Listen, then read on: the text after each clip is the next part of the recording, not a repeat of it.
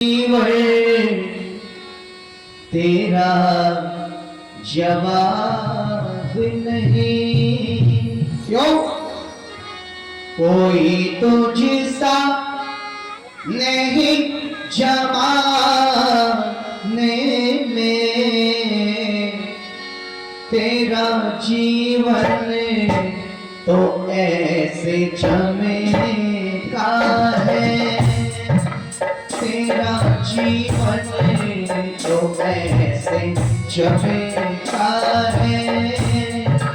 चंद्रमा चमके जो सितारों में, तेरी श्रीवर तेरा जवाब नहीं।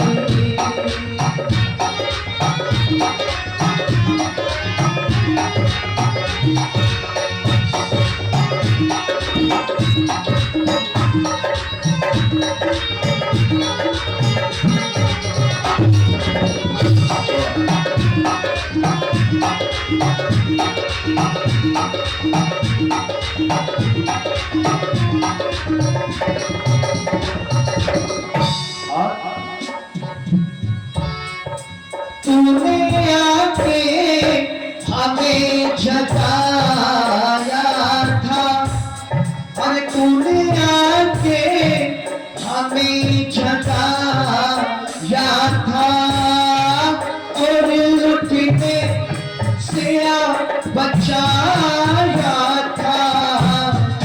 भूल दे हमें तो घर में तो अपने, अरे भूले थे हमें तो धर्म को अपने।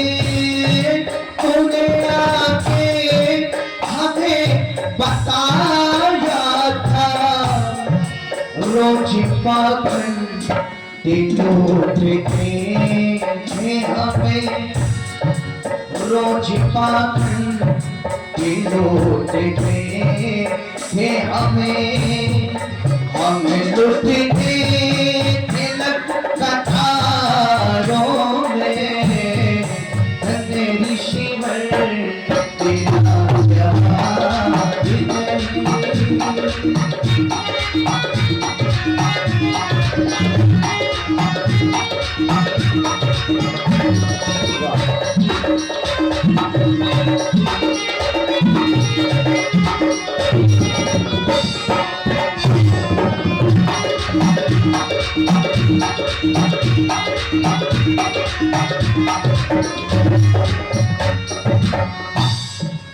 नारी शिक्षा पे जो झगड़ते थे, अरे नारी शिक्षा पे जो झगड़ते थे, पाप कहकर के रोज लड़ते थे। लड़कियों को नहीं पढ़ाते थे, लड़कियों को नहीं पढ़ाते थे, और लड़के तो सच के पढ़ते थे। इस भेदभाव को मिटाने का प्रयास किसने किया जी? महर्षि दयानंद सरस्वती। मैं आपसे एक बात पूछना चाहता हूं, समय वो हुआ करता था जब घर के अंदर एक बेटा भी है, एक बेटी भी है, तो जरा ईमानदारी के साथ में बताएंगे, माता पिता सबसे ज्यादा पढ़ाई लिखाई डॉक्टर या डीएम किसको बनाना चाहते थे जी? अरे बोलो, ये बहनें भी कह रही हैं जी, बेटे को बनाया जाता था। ये धारणा मेरे देश के अंदर हुआ करती थी। अच्छा, क्या ये धारणा बदल गई या कुछ चेंज आया है इस धारणा के अंदर? हाँ जी, भाई साहब कह रहे हैं जी कुछ चेंज आया है। चेंज किस लिए आया है? क्योंकि आज के तारीख में, आज के वातावरण में ये मेरी माताएं बहनें किसी भी कार्य में पुरुषों से पीछे, जल्दी बोलो, नहीं है साहब। यदि मेरा भाई डॉक्टर बनता है तो वह हमारी बहनें भी पढ़ाई लिखाई करके डॉक्टर बन रही है। मेरा भाई इंजीनियर बनता है तो बहनें भी इंजीनियर हैं। यदि मेरा भाई प्लेन उड़ाता है तो पायलट हमारी बहन भी बनती है। यदि हमारा भाई बॉक्सिंग में गोल्ड मेडल लेकर के आता है तो इधर हमारी बहन भी बोलो पीछे नहीं है। और आपने सुना होगा रोहतक की गीता बबीता का नाम, जिन्होंने पूरे विश्व में अपने माता पिता का नाम रोशन कर दिया था। और यही तक नहीं, यदि आज मेरा पुरुष वर्ग एमएलए बनता है, सांसद बनता है, मंत्री बनता है, मुख्यमंत्री बनता है, तो इस दौड़ में बोलो ये बहनें भी पीछे हैं क्या? ये बहनें पीछे नहीं है मेरी माताओं। और कमाल की बात देखिए, आज दुनिया का सबसे श्रेष्ठतम पद कौन सा? राष्ट्रपति के पद पर विराजमान वो द्रौपदी मुर्मू यदि राष्ट्रपति बनकर के बैठी हुई है तो बोलो श्रेय किसको जाता है? महर्षि दयानंद को श्रेय जाता है मेरी माताओं। वरना ऐसे बैठ करके आप भजनों को नहीं सुन सकती थी, वेद की बातों को नहीं सुन सकती थी। आज यदि सारे विश्व के अंदर एक छत्र राज हमारी माताओं बहनों का है तो श्रेय महर्षि दयानंद सरस्वती को जाता है। इसलिए लिखा नारी शिक्षा पिछो छतरे थे, नारी शिक्षा पिछो छतरे थे, पाप कहकर के रोज लड़ते थे, लड़कियों को नहीं पढ़ाते थे, अरे लड़कियों को नहीं पढ़ाते थे, और लड़के और सबके पढ़ते थे। तेरी बातों में ऐसा हमें ऋषि, तेरी बातों में ऐसा हमें ऋषि, आया बदलाव इन विचारों में, धन्य ऋषि तेरा जवाब नहीं, प्यारे ऋषि तेरा जवाब नहीं। ये बात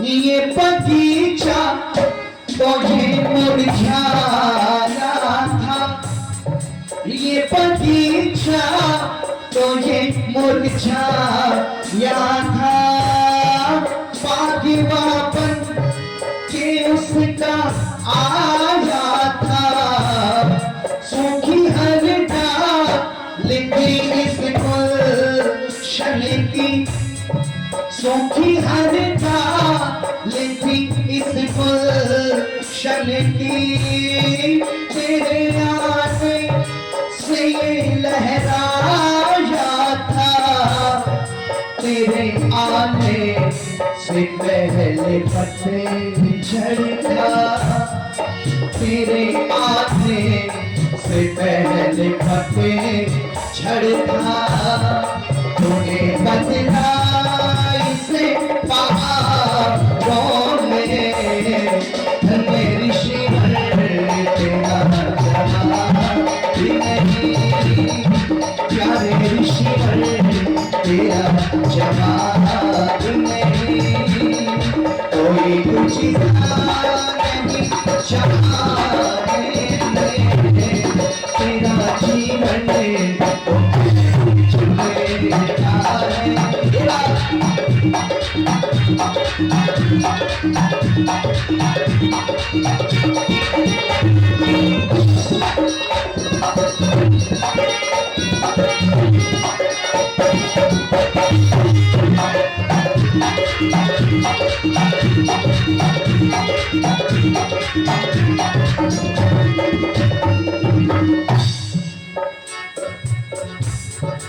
चांद के मुख पे तो ये धावा है, अरे चांद के मुख पे तो ये धावा है, तेरे जैसा न कोई आता नजर।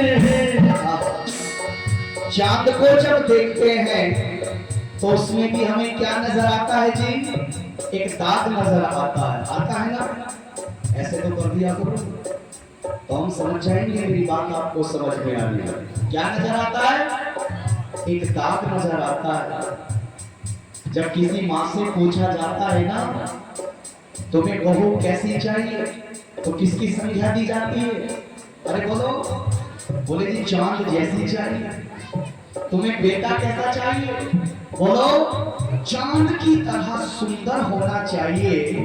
लेकिन कभी हमने इस बात पर ध्यान केंद्रित नहीं किया कि जिस चांद की हम उपमा देते हैं, चांद जैसी बहू, चांद जैसा बेटा अपने घर में चाहते हैं, उस चांद के अंदर भी बोलो अरे दाग नजर आता है मेरे आर्यों। लेकिन ऋषिवन देव दयानंद के जीवन को, उनके चरित्र को कहीं से भी उठा करके पढ़ोगे, मेरे दयानंद के जीवन पर कभी भी कोई दाग या धब्बा नजर आपको आने वाला नहीं। ये मेरा ऋषि का जीवन है, इसलिए कहा चांद के मुख पे तो ये धावा है, चांद के मुख पे तो ये धावा है, तेरे जैसा न कोई आता नजर। आए जितने भी सुधार के मधुर, अरे आए जितने भी सुधार के मधुर, तेरे जैसा न था उनमें रहबर, तेरे जीवन में कोई दाग नहीं था, तेरे जीवन में कोई दाग नहीं, अरे पवित्र था तेरे विचारों में, ऋषि तेरा जवाब नहीं, प्यारे ऋषि तेरा जवाब नहीं, तुझी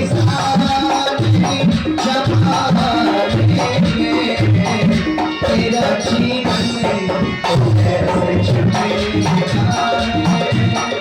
तेरा जीवन ऐसे चमेगा, चमेगी जो सितारों में, तेरा जवाब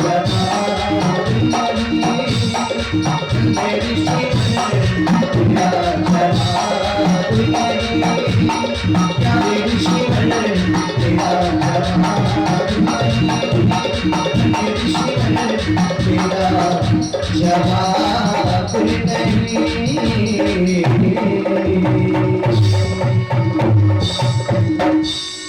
बोले महर्षि दयानंद की। आइए जो विषय आज दिया गया है उस विषय को प्रारंभ करते हैं प्यारे से गीत के माध्यम से।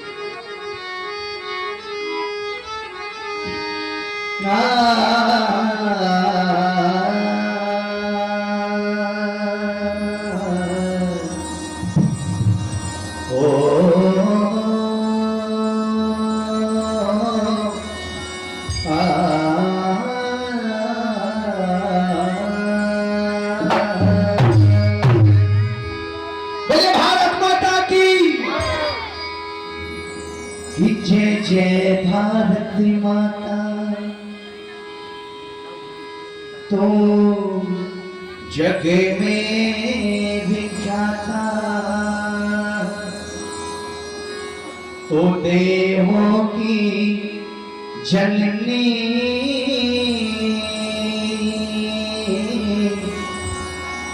तेरा वेदों से नाता,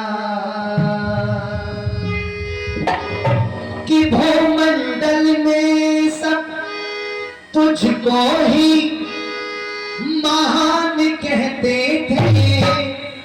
अरे भूमंडल में सब तुझको ही महान कहते थे।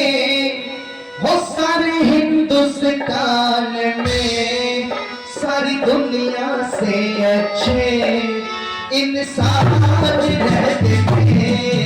जय महात्मा था तो जग में लिखा था, तो देवों की जगत में तेरा वेदों से गाथा।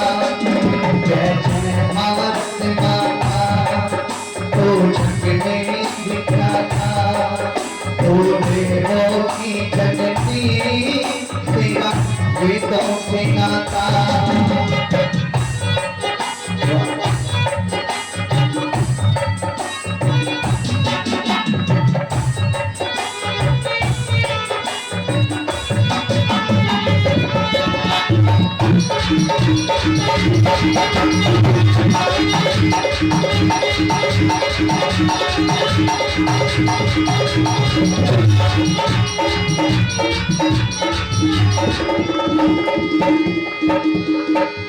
ऋषियों ने जिसको अपने तप से सजाया, ऋषियों ने जिसको अपने तप से सजाया, हड्डियों का दान कर दुनिया को दिखलाया। हड्डियों का दान कर दुनिया को दिखलाया। राष्ट्र प्रेम यज्ञ में आहुतियां देकर कूद पड़े रण में सारे शस्त्रों को लेकर। राष्ट्र प्रेम यज्ञ में आहुतियां देकर कूद पड़े रण में सारे शस्त्रों को लेकर। एक दिन जाना क्यों घबराना, एक दिन जाना क्यों घबराना। मन के अंदर बस यही एहसास रहते थे। अरे मन के अंदर बस यही एहसास रहते थे। सारे हिंदुस्तान में सारी दुनिया से अच्छे इंसान रहते थे। तो जग में लिखा था, तो की जननी राम वेदों से आता।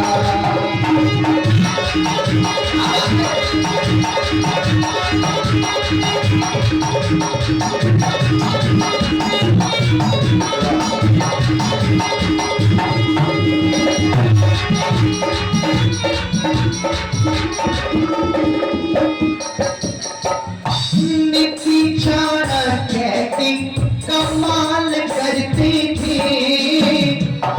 नीति चाणक्य की कमाल करती थी। दुष्टों का नाश कर बवाल करती थी। दुष्टों का नाश कर बवाल करती थी। रघुकुल रीति यहाँ सदा चली आई। प्राण जाए पर वचन न जाए। रघुकुल रीति यहाँ सदा चली आई। प्राण जाए पर वचन न जाए। अर्जुन से भी कृष्ण से भी, अर्जुन से भी कृष्ण से भी जीते धर्म की निश्चय ही ख्याल रहते थे। अरे जीते धर्म की निश्चय ही ख्याल रहते थे। सारे हिंदुस्तान में सारी दुनिया से अच्छे इंसान रहते थे।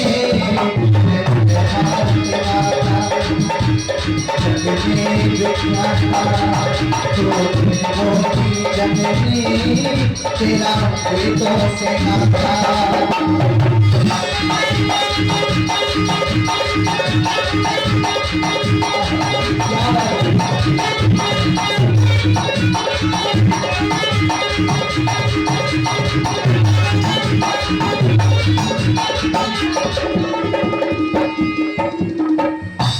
वेदी पर शीश चढ़ाने वाला बिस्मिल था।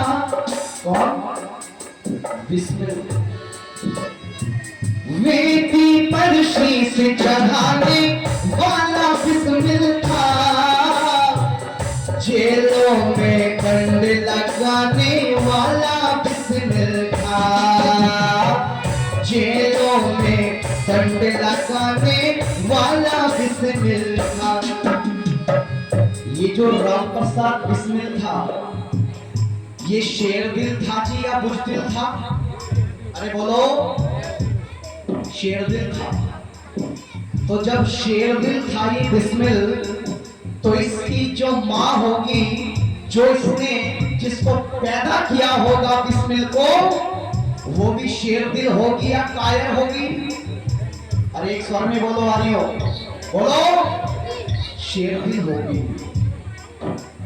तो जब बिस्मिल की माँ शेरनी होगी, तो फिर लोगों ने गीत बनाने शुरू कर दिए और हमारे आर्य समाज के भजनोपदेशकों ने गाने भी शुरू कर दिए। और क्या गाना शुरू कर दिया? दिल हिल गया रे बिस्मिल बेटा, अरे सुन फांसी की बात तेरी। और आगे बोल दो, माफी मांग कर जान बचा ले, यूं कैदी से मौत तेरी। बिल्कुल गलत है ये, कहीं इतिहास में ऐसी लेखनी नहीं मिलती। अरे जो शेर पैदा किया है बिस्मिल की माँ ने, बिस्मिल की माँ कभी अपने बेटे से ये नहीं कह सकती कि बेटे माफी मांग के तो अपनी जान बचा ले। इतने कायरता भरे शब्द वो कभी नहीं कह सकती। लेकिन हमने भावना में बह करके आज हमने लिख दिया साहब। कैसी थी बिस्मिल की माँ? आपको वो समय याद होगा, 19 दिसंबर 1927 को जब गोरखपुर की जिला जेल में बिस्मिल को फांसी के फंदे पर लटकाया गया था। यहां मैं 19 दिसंबर की बात नहीं कर रहा हूं, यहां मैं बात करूंगा एक दिन पहले की, यानी कि अरे बोलो 18 दिसंबर 1927 की। तमाचा होगा ये बात उन लोगों के गाल पर जो कहते हैं बिस्मिल की माँ कायर थी। तो कैसी थी बिस्मिल की माँ, जरा सुनो मेरे आर्यों। 18 दिसंबर को अपने बेटे से मिलने के लिए आते हैं राम प्रसाद बिस्मिल के माता पिता, मिलने के लिए जिला जेल में आते हैं। और माता पिता से मिलाने के लिए राम प्रसाद बिस्मिल को जेल के मुख्य द्वार पर लाया गया। और जैसे ही बिस्मिल की माँ ने अपने बेटे को देखा, राम प्रसाद बिस्मिल ने अपनी माँ को देखा, तो अपनी माँ को देख करके आंखों में आंसू आ जाते हैं राम प्रसाद बिस्मिल के, अश्रुधारा बहने लगी। और जब ये दृश्य माँ ने देखा, तो माँ अपने शेर जैसे पुत्र को रोते हुए देख करके एक बात कहती है आर्यों। क्या कहती है कि बिस्मिल, मुझे तुमसे ये उम्मीद नहीं थी रे, इन बड़े बड़े आंसुओं की उम्मीद नहीं थी। तुम्हें पता है जितने भी लोग मुझसे बाहर मिलते आने लगे हैं, जितने भी लोग घर पर आते रहे हैं मिलने के लिए, मैं सबको एक ही बात कहती थी कि तुम देख लेना, मेरा बेटा शेर है और वो कभी भी फांसी के फंदे से डरेगा नहीं, वो अपनी मौत की वजह से रोएगा नहीं, तुम देख लेना। लेकिन हाय, आज मैं ये क्या देख रही हूँ, मेरे बेटे की आंखों में बड़े बड़े आंसू हैं। मेरी माताओं, मेरे प्यारे सज्जनों, बिस्मिल एक बात कहते हैं माँ, जितना साहसिक बिस्मिल की माँ का प्रश्न था, उतना ही ऐतिहासिक बिस्मिल को दिया हुआ वो उत्तर भी था मेरी माताओं। और राम प्रसाद बिस्मिल कहते हैं, माँ तुम्हें किसने कह दिया कि ये जो मेरी आंखों में आंसू हैं ये मौत के डर से हैं? बोले नहीं माँ, ये मौत के डर से मेरी आंखों में आंसू नहीं है। अरे जिसकी माँ शेरनी जैसी हो, तुमने सोच कैसे लिया कि उसका बेटा कभी मौत के डर से रो भी सकता है? अरे माँ, मेरी आंखों में तो आंसू इसलिए हैं कि मैं अपनी भारत माता को आजाद नहीं करा पाया हूँ। बस दुख इस बात का है कि जब भी मैं दोबारा जन्म लूंगा, जब भी मैं दोबारा जन्म लूंगा मरने के बाद में, तो मैं तेरे जैसी शेर माँ की कोख से ही पैदा होना चाहूंगा, तेरे जैसी माँ की कोख से ही जन्म लेना चाहूंगा।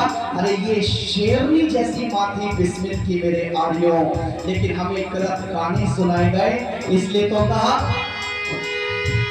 वेदी पर शीश चढ़ाने वाला बिस्मिल था, वेदी पर शीश चढ़ाने वाला बिस्मिल था, जेलों में खंड लगाने वाला बिस्मिल था, जेलों में दंड लगाने वाला बिस्मिल था।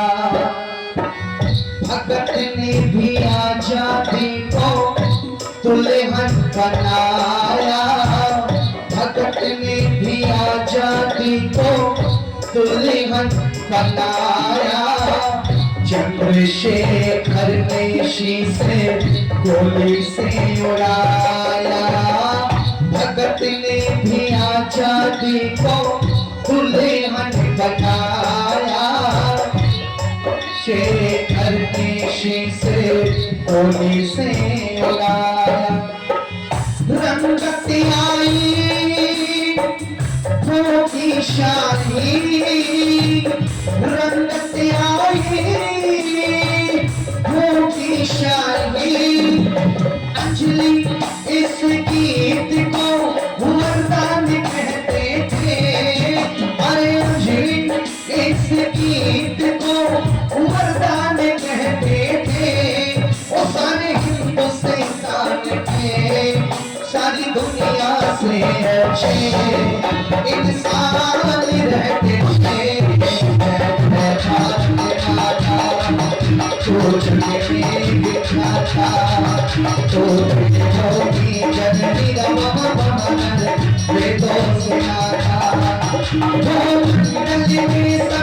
तुझको ही महान कहते हैं, तुझको ही महान कहते हैं, सारी दुनिया से अच्छे इंसान रहते थे।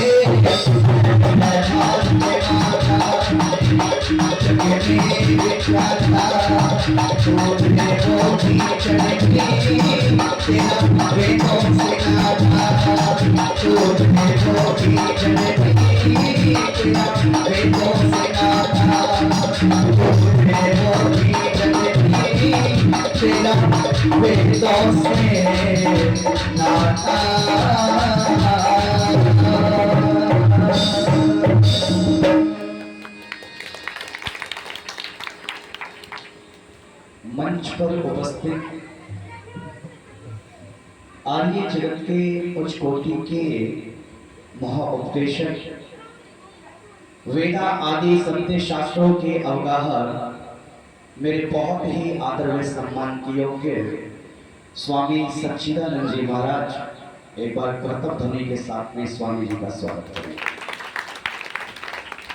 उपस्थित बहन पुष्पा शास्त्री जी जो बदायूं से चल करके आपके बीच में पधारी हैं, मेरे बाद में उनको सुनने का मौका आपको मिलेगा। बहुत सुंदर संगतिकरण, बहुत मेहनत के साथ में 40-45 डिग्री में भी कोई कंजूसी मेरे भाई अंकुर जी नहीं कर रहे। जब वो ढोलक पे थाप मारते हैं तो ऐसा लगता है जैसे भारत वाले पाकिस्तान पर बम के गोले फेंक रहे हों। कोई कंजूसी नहीं कर रहे हैं भाई अनुकूल जी, भाई रविंद्र जी, वंदनीय पूजनीय मेरी मातृशक्ति, मेरे हमवर नौजवान साथी, बाहर से आए हुए सभी अतिथिगण एवं नन्ही नन्ही मुस्कान वाले प्यारे बच्चे। वेदी पर शीश चढ़ाने वाला बिस्मिल था और जेलों में तंड लगाने वाला बोलो वो बिस्मिल था। और देखो भाई, मैं मानता हूं ये सारे के सारे क्रांतिकारी हुए, चाहे भगत सिंह हो, चाहे चंद्रशेखर आजाद हो, चाहे राम प्रसाद बिस्मिल हो, चाहे नेताजी बोलो सुभाष चंद्र बोस हो, ये क्रांतिकारी गुरु जरूर हुए, लेकिन इन क्रांतिकारियों के गुरु कौन हुए जी? अरे बोलो महर्षि दयानंद सरस्वती के गुरु हुए। और ऐसी पुस्तक को बना दिया, ऐसे ग्रंथ को लिख दिया, ऐसी गीता को लिख दिया जिसको पढ़ने के बाद में कोई भी देश का युवा नौजवान हंसते हंसते फांसी के फंदे को चूम लेता था। ऐसा ग्रंथ बना करके चले गए, जिसने पढ़ा वो क्रांतिकारी हो गया। अरे क्या नाम है उस ग्रंथ का? बोलो सत्यार्थ प्रकाश। और आपने सुनी होगी वो बात, जब इस सत्यार्थ प्रकाश को पढ़ा था ना राम प्रसाद बिस्मिल ने, लोगों ने पूछा बिस्मिल तुम्हें इसके अंदर से क्या मिला? तो क्या उत्तर दिया था बिस्मिल ने? बिस्मिल ने कहा था कि सत्यार्थ प्रकाश को पढ़ने के बाद में तो मेरे जीवन का तख्ता ही, जल्दी बोलो, पलट गया है। अरे सैकड़ों लोगों ने सत्यार्थ प्रकाश को पढ़ा तो बलिदान होने के लिए चले जाते हैं, ना परिवार की चिंता की, ना माता पिता की चिंता की, और यहाँ तक कि ना पिता के आदेश की चिंता की, उनके वचनों की चिंता की। अरे कैसा हट्टी नौजवान था, कैसा जिद्दी नौजवान था पंडित राम प्रसाद बिस्मिल। पिताजी नहीं चाहते थे कि मेरा बेटा क्या बन जाए? अरे क्या बन जाए? आर्य समाज। अच्छा हमारे कितने कितने बच्चे होते हैं जी आज? कितने कितने होते हैं? ये जो हमारे पुराने लोग बैठे हैं ना, इनसे कभी पूछना तो किसी के 5 भाई होंगे, किसी के 4 भाई होंगे, किसी के 6 भाई होंगे, ऐसा ही है ना जी? बोलो, जब 4-5 भाई हमारे घर में हुआ करते थे तो एक देश सेवा के लिए चला जाया करता था, एक आर्थिक योद्धा यानी कि धन कमाने के लिए चला जाया करता था, बाकी 2 भाई खेती किया करते थे। लेकिन आज हमारे घरों में कितने हैं? बोलो, तो क्या आप अपने एक बच्चे को राष्ट्र की रक्षा के लिए भेजोगे क्या? अरे जल्दी बोलो, क्या सरहद पर भेजना चाहेंगे क्या? नहीं भेजना चाहेंगे। लेकिन याद रखना, जब एक बच्चा होगा और रक्षा करने के लिए हम उसको बॉर्डर पर नहीं भेजेंगे तो बताओ फिर राष्ट्र रक्षा होगी क्या? अरे बोलो, फिर राष्ट्र रक्षा होने वाली नहीं है, क्योंकि राष्ट्र की रक्षा करने के लिए आपको भी पत्थर का चीरा लाना पड़ेगा और आपका जो वो बेटा है उसको भी बिस्मिल की तरह बनना पड़ेगा, दृढ़ संकल्प वाला होना पड़ेगा। जब बिस्मिल के पिता ने कहा, ओ बेटे मैं तुम्हें नहीं चाहता कि तुम आर्य समाजी बन जाओ, मैं नहीं चाहता हूं, आज मैं तुम्हें एक ऑप्शन दे रहा हूं, या तो तुम आज घर को छोड़ दो और या फिर आर्य समाज को छोड़ दो। एक में से एक चीज को तुम्हें छोड़ना पड़ेगा, एक चीज को अपनाना पड़ेगा। आप देखना मेरे आर्यों, अरे ऋषिवम देव दयानंद के इस अनन्य भक्त ने, राम प्रसाद बिस्मिल ने रत्ती भर भी देर नहीं की थी, लेश मात्र देर नहीं की, और पिता से हाथ जोड़ करके कहता है, पिताजी आज मैंने आपको छोड़ दिया, आज मैंने इस घर को छोड़ दिया और आज मैंने आर्य समाज को अपना लिया।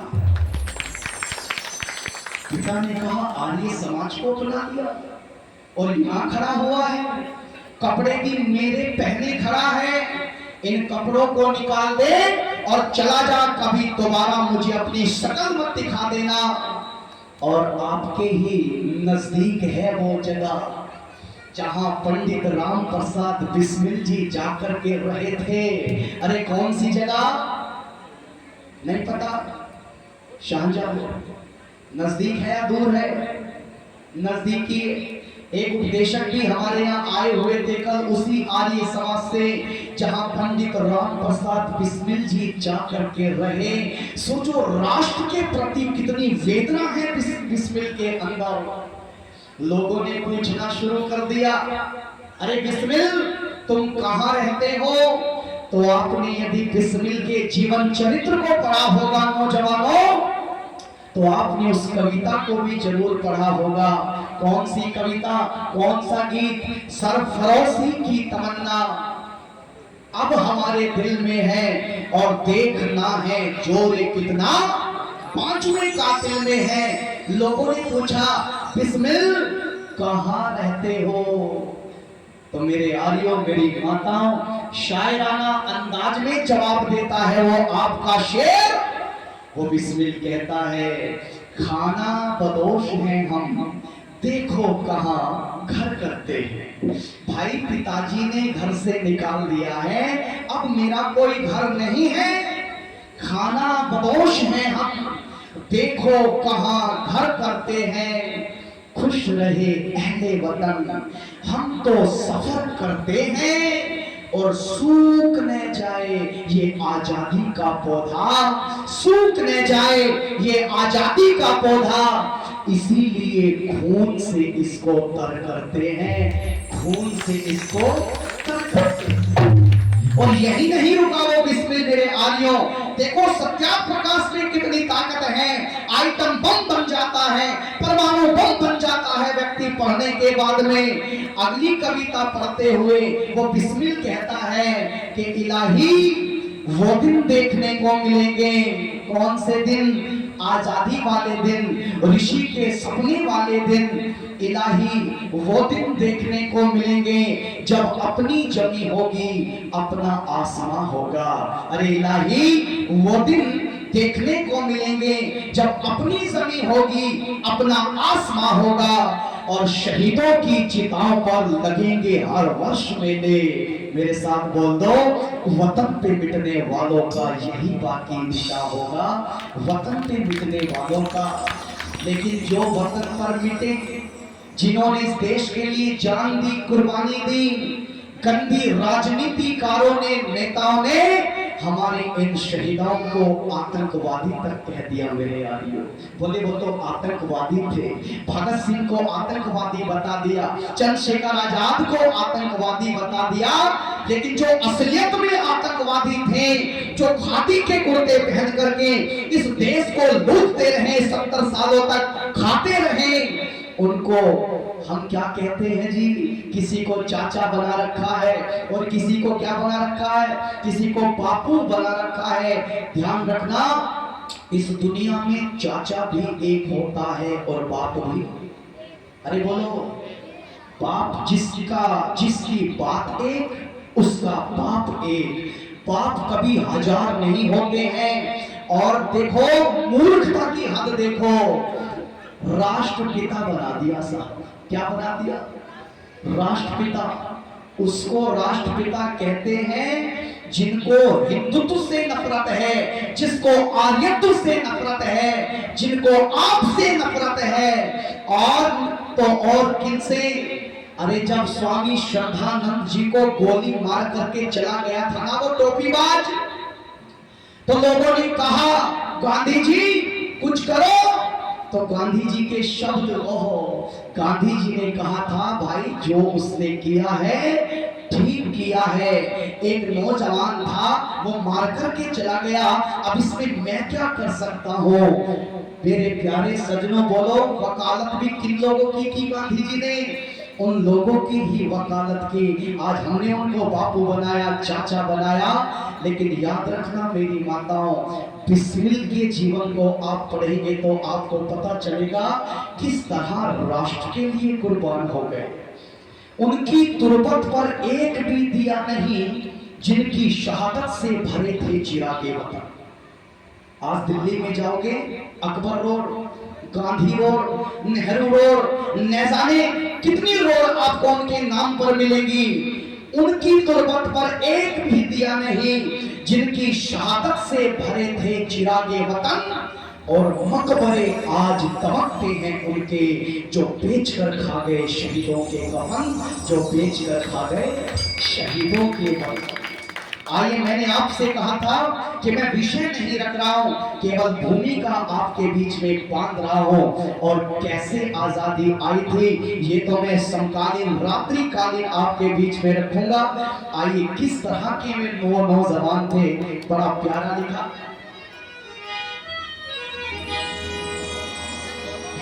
कि आजादी रंग लाई वीरों के मन भाई। और भाई थोड़ा जोश दिखाओ, है ना। बॉडी का टेम्परेचर कितना होता है? 98, 97। और अभी वातावरण का टेम्परेचर कितना है? 40 से 46। और विषय भी ऐसा गर्म ही दे रखा है साहब, तो आप ठंडे बिल्कुल ना पड़े।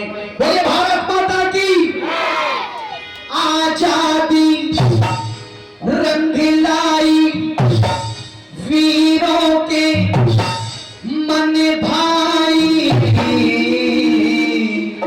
और भाई नवदिया वालों, आज तो अपनी तालियों को खोल दे और ढोलक के साथ में मिला करके कि जो जान दे गए बड़ा बलिदान दे गए, जो जान दे गए बड़ा बलिदान दे गए।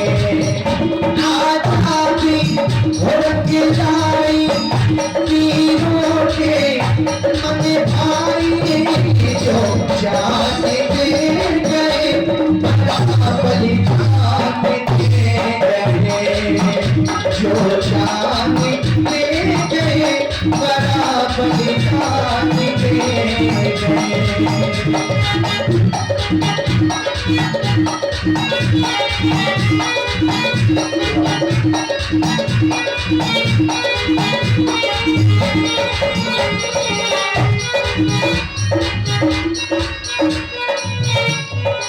और कहा ये मंगल की कुर्बानी है, ये मंगल की कुर्बानी है, लक्ष्मी बाई मर्दानी है, लक्ष्मी बाई। कौन थी लक्ष्मी बाई मेरी बहनों? कौन थी लक्ष्मी बाई? अरे बोलो। बहन जी कह रही पता नहीं, पता वीरांगना झांसी की रानी लक्ष्मीबाई। अरे क्या किया था लक्ष्मीबाई ने? झांसी के किले को बचाने के लिए अंग्रेजों के साथ में अंतिम वक्त की बूंद तक लड़ाई लड़ी थी, युद्ध किया था। और ये हमारी आजकल की बहनें भी युद्ध कर रही हैं साहब। आप फेसबुक खोल करके देखो, टिकटॉक खोल करके देखो, आपको हर दूसरी बहन युद्ध करती हुई नजर आएगी फेसबुक के ऊपर साहब। क्या समय है मेरी माताओं। यदि आपने झांसी की रानी के इतिहास को पढ़ा होता, आपने किरणमयी के इतिहास को पढ़ा होता, आपने पद्मावती के इतिहास को पढ़ा होता, तो आज मेरी जो बहनें ये नंगा मुजरा जो फेसबुक पर करती है, जो गंदा नाच आज फेसबुक पर चल रहा है, वो फेसबुक पर गंदा नाच नहीं चलता यदि हमने झांसी की रानी को पढ़ लिया होता। इसलिए कहा कि ये मंगल की कुर्बानी है, ये मंगल की कुर्बानी है, लक्ष्मी बाई मर्दानी है, लक्ष्मी बाई मर्दानी है। भारत वीरों की रग रग में, भारत वीरों की रग रग में बिस्मिल की प्रेम कहानी है। सरदारा मंदिवारा शेखर था हिंद सितारा, जो प्राण दे गए बड़ा बलिदान दे गए, जो जान दे गए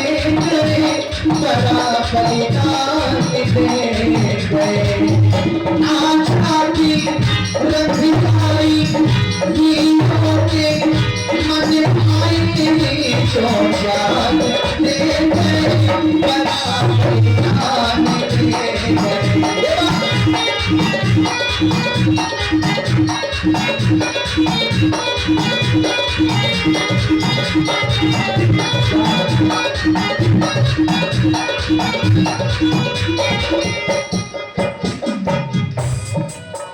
अंग्रेज देश में आया था, अंग्रेज देश में आया था, आकर के राज जमाया था, आकर के राज जमाया था। अंग्रेज देश में आया, अच्छा अंग्रेज चला गया या आज भी जिंदा है? हाँ जी नवदिया वालों जवाब दिया करो। भाई साहब चला गया है? वाह बड़ा दार्शनिक उत्तर दिया है। बोले जी है, चले थोड़ी देर। अरे उनका शरीर जरूर यहाँ से गया है, लेकिन वो अपनी संस्कृति को तो बोलो यही छोड़ के चले गए। आप कहेंगे क्या मतलब? आज बच्चे बच्चे के दिल के अंदर अंग्रेजियत बैठी हुई है। अरे हिंदी बोलना शर्म की बात समझते हैं और अंग्रेजी बोलना गर्व की बात समझते हैं। तो बोलो अंग्रेज मरा थोड़ा ही है, अरे अंग्रेज तो आज भी जिंदा बैठा हुआ है साहब। मेरा किसी भाषा ज्ञान से कोई विरोध नहीं, चाहे दुनिया की सारी भाषाएं सीख जाइए। इतना निवेदन करता हो कि निज हृदय आसन पर मां को छोड़ नहीं किसी गैर को बिठाइए। और भाषा की गुलामी राष्ट्र को गुलाम करती है, भाषा की गुलामी राष्ट्र को गुलाम करती है। अरे हिंद को बचाना है तो हिंदी को बचाइए, हिंद को बचाना है तो हिंदी को बचाइए। आज बड़ा गर्व होता है जब हमारे देश के यशस्वी प्रधानमंत्री नरेंद्र भाई मोदी जी लंदन की धरती पर खड़े होकर के 90 मिनट का भाषण हिंदी में ठोक करके आते हैं, तो ये हमारे लिए गर्व का विषय होता है। वरना यहाँ तो अंग्रेज दिखाई दिया करते थे। प्रधानमंत्री भी अंग्रेजी में लेक्चर दे रहे हैं। गांव की गरीब जनता को कुछ नहीं पता कि वो हमारे भले की बात कर रहे हैं या किस चीज की बात कर रहे हैं, कुछ नहीं। इसलिए कहा अंग्रेज देश में आया था, अंग्रेज देश में आया था, आकर के राज जमाया था, आकर के राज जमाया था। लख बड़े बड़े बलिदानों को, लख बड़े बड़े बलिदानों को जो पूरी तरह घबराया था, उमर भर के तन मन से भारत को इस दिल से सम्मान दे गए, बड़ा बलिदान दे गए, जो जान दे गए, बड़ा बलिदान दे गए। आजादी रंग लाई वीरों के मन भाई जो जान दे गए, बड़ा बलिदान दे गए।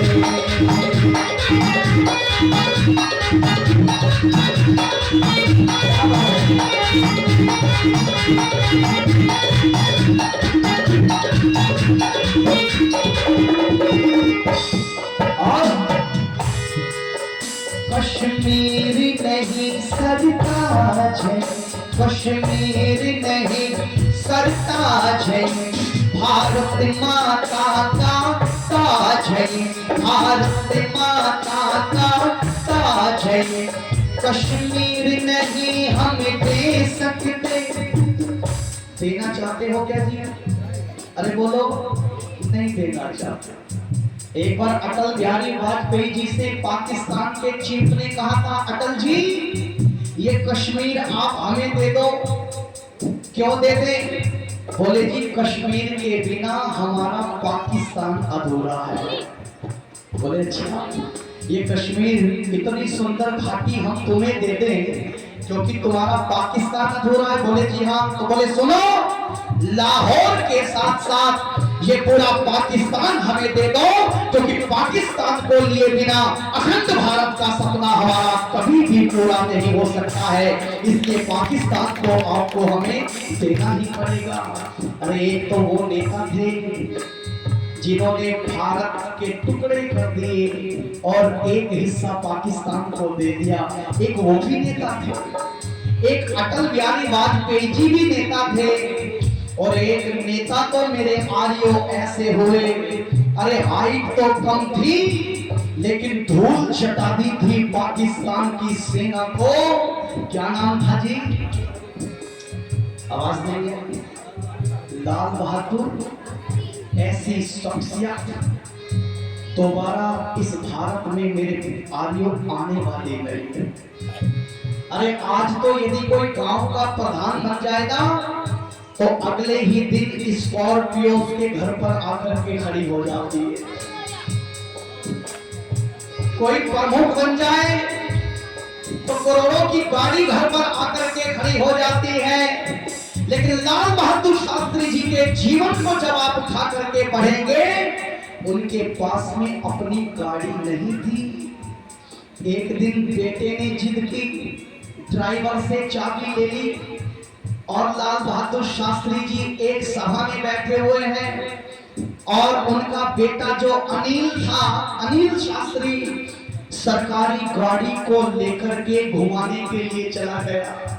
जब लाल बहादुर शास्त्री जी आए, उन्होंने देखा गाड़ी कुछ अपनी जगह से हिली हुई लग रही है, तो उन्होंने ड्राइवर से पूछा, गाड़ी कोई लेकर के गया था क्या? बोले जी हाँ, आपका बेटा लेकर के गया था। बोले अच्छा, मेरा बेटा गाड़ी लेकर के गया था, सरकारी गाड़ी? बोले जी हाँ। बोले जरा मीटर में देखो गाड़ी कितना चली है। देखो ऐसा नेता नहीं मिलेगा मेरे यहाँ। लाल बहादुर शास्त्री जी ने कहा जरा मीटर में देखो गाड़ी कितनी चली है। ड्राइवर ने कहा 14 किलोमीटर फालतू चली है।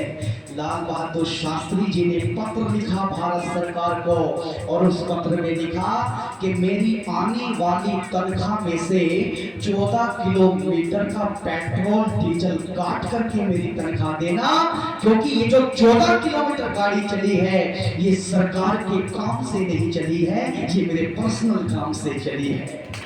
ऐसा नेता मेरे आदमियों, ऐसा वैदिक, ऐसा चरित्रवान नेता हमारे बीच में दोबारा आने वाला नहीं है। वो पाकिस्तान का जनरल अयूब खान भारत वालों को धमकी देता है और कहता है कि भारत वालों तुम्हारे अंदर दम नहीं है हमारे से लड़ने का।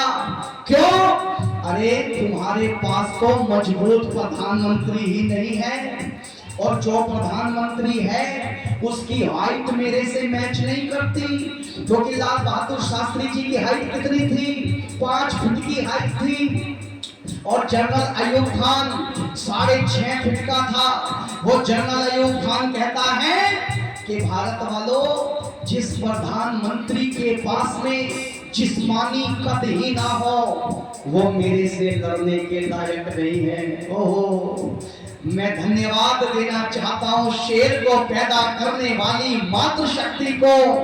लाल बहादुर शास्त्री जी ने एक पत्र लिया और उस पर लिखा, क्या लिखा था? उस पत्र पर लिखा था, अरे अयूब खान, शेर के खर्राटे भौंकते हुए कुत्तों से ज्यादा खतरनाक होते हैं। तो क्या कहता है कि मेरी हाइट तेरे से मैच नहीं करती। क्यों? क्योंकि तू 7 फुट का है, मैं 5 फुट का हूं। तो सुन लेना, जिस दिन तेरा मेरा आमना सामना होगा तू गर्दन झुका के बात करेगा, मैं गर्दन उठा के बात करूंगा। ये मेरा आर्य नेता लाल बहादुर शास्त्री थे मेरे प्यारे आर्यों। इसलिए कहना चाहूंगा क्योंकि समय तेजी के साथ दौड़ रहा है। कश्मीर नहीं सरताज है, कश्मीर नहीं सरताज है, भारत माता का ताज है, भारत माता का ताज है, कश्मीर नहीं हम दे सकते। एक धारा लगी हुई थी, हट गई या नहीं हटी जी? कौन सी धारा? धारा 370। और कब से लगी हुई थी बोलो? 70 सालों से लगी हुई है वो धारा 370। आज जाकर के मेरा देश कुछ बदला बदला सा लग रहा है साहब। आज हमें ऐसा लगता है कि हम वास्तव में एक आजाद भारत में हैं, लेकिन आजाद भारत में तब तक ही है, याद रखना, जब तक हमारी संस्कृति और हमारी संख्या जीवित है। जिस दिन हमारी संख्या घटती चली गई तो याद रखना उस दिन हमें गुलाम होने में ज्यादा देर नहीं लगेगी। मेरे आर्यों, आपको सचेत होना पड़ेगा। अंतिम लाइन कहकर के वाणी को विराम। कश्मीर नहीं सरताज है, कश्मीर नहीं सरताज है, भारत माता का ताज है, भारत माता का ताज है, कश्मीर नहीं हम दे सकते, कश्मीर नहीं हम दे सकते, हर जन जन की आवाज है ये उमर खुद के तन मन से, भारत को इस दिल से सम्मान दे गए, बराबर ध्यान दे गए, जो जान दे गए बराबर ध्यान दे गए। आजादी रखिलाई वीरों के मन भाई, जो जान दे गए बराबर ध्यान दे गए, जो जान दे गए बराबर ध्यान दे गए, बराबर ध्यान दे गए, बराबर ध्यान दे गए, बराबर ध्यान दे गए, बराबर ध्यान दे गए, बराबर ध्यान दे